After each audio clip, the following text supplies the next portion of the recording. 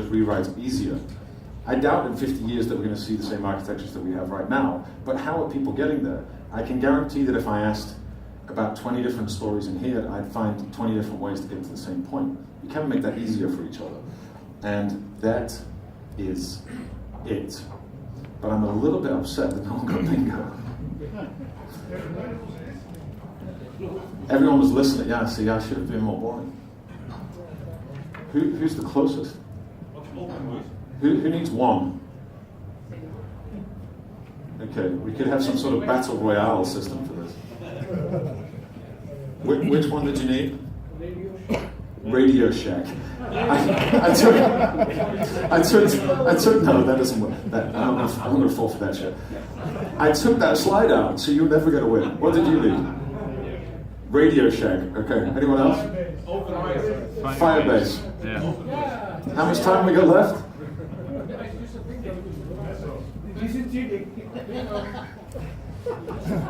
I did just say Firebase. He was the first person to think of it. Big round of applause. What's your name?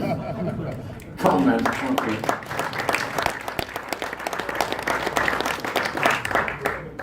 well done, sir. Thank you. But first, I don't believe you, so please bring your card and we'll check it. You're a bad singer. Yeah, well, we're about to find out. Okay, I'm going to let you. Now, I realize that you're slightly biased towards making him sing.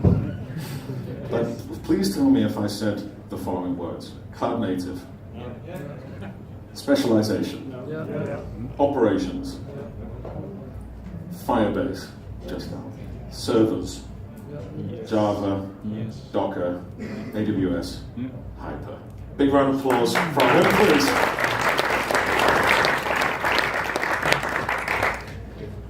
That was close. I believe we've got about 1 minute for questions. So if there are any, now's a good time. Otherwise, I'm sat right there, so you can also come and grab a drink there. What's the bingo prize? Yeah, so it's been a busy week, man. I just forgot. I'm just going to come up with something. I'm going to buy him like a bottle of Moet for the bar. I just don't know. Whatever you want. Any questions? Come on. Any questions about technology? Stunned silence. I'm going to take that as a... Oh, there's one in the back.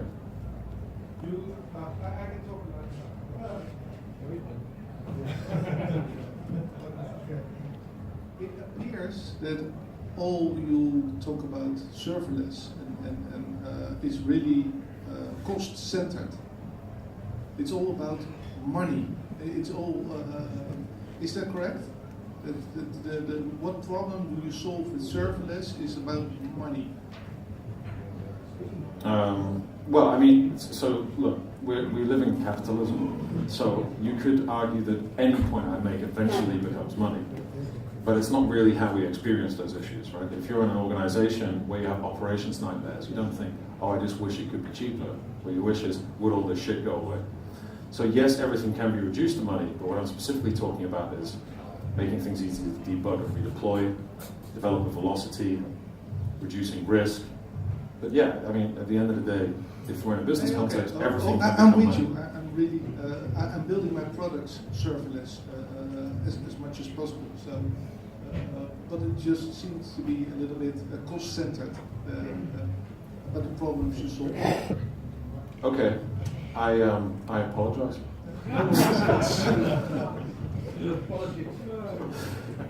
One more? Yes, two here.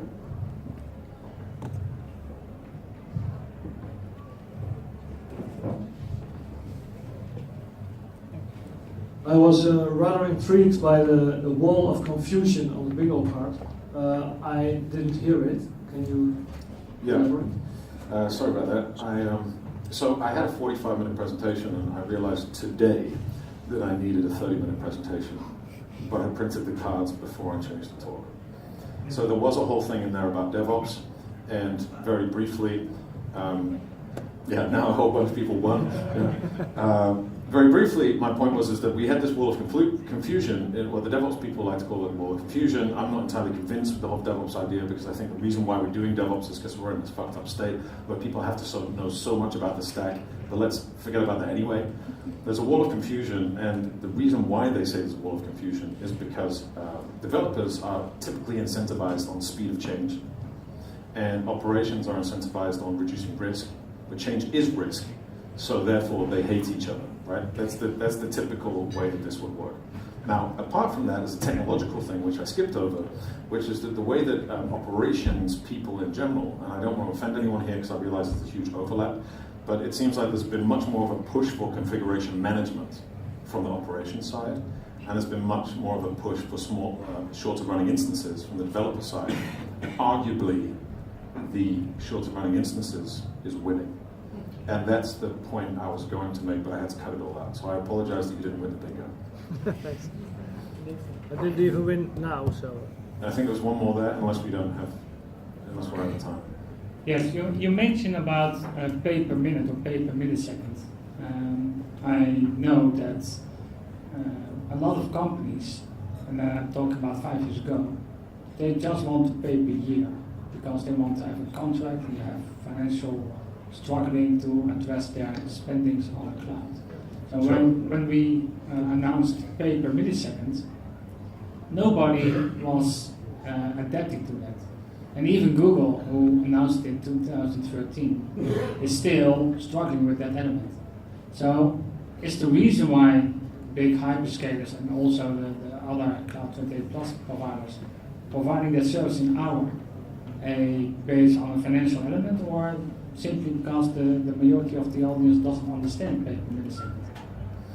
Well, I mean, even if they did understand it, 95% of software architectures on Earth right now can't deal with that. So what I'm trying to do is I'm trying to sort of point in the future and say that this is where it's going to. And the reason why is because I find it easier to look at the success stories we have right now than to try and look at every single other company that has different reasons for doing things. I do believe that essentially, on a fundamental first principles level, that we would like to pay when our users use our product and no more. So if your architecture can't get you there, then either change it or just realize that it's not a big problem for you and you're rich enough to pay. But how do you compare that to the general belief that we are only buying stuff for having stuff in our hands instead of buying services in general? Well, it can't be a general belief because I don't believe that. So perhaps it's your belief. That's correct. So could you explain it? Well, a good example is in the Netherlands you have a supermarket called Action, and they sell cheap Chinese shit to people, and the people are really tumbling over each other to get their cheap Chinese shit, and they don't want to invest in more quality stuff. Right. And in this case, I think the scenario is the same. When people want quality stuff and pay per second instead of having just the stuff, this is a discussion you have with your customers. And I understand that it's in your belief that you need to pay per millisecond, but the rest of the world still thinks in pay per hour because the whole financial model is based on that principle. Sure. I mean, like 95% of the world is still doing things I that think I'm saying. 99%. Perhaps even 99. Don't get me wrong. I mean, part of the issue that we have with the Cloud Native Computing Foundation right now is that we've got a shitload of money to spend on marketing, but no one's listening because they're all busy fixing Oracle clusters, right? I understand it, but I don't know. So there's a few points in there. One of them is really interesting, which is the difference between want and need. So why do people buy cheap shit from the Action? I don't know. Humans are crazy, but I don't think you can compare that to the need for. I mean, there's another axis. There are two axes, right? One is it shit or not? And the other one is, can I pay per second or not? If I can get good and per second, I'll take it. Per second doesn't mean bad, right? So cheap is not the same as cheap per time unit. Because as I explained, Lambda is actually very expensive.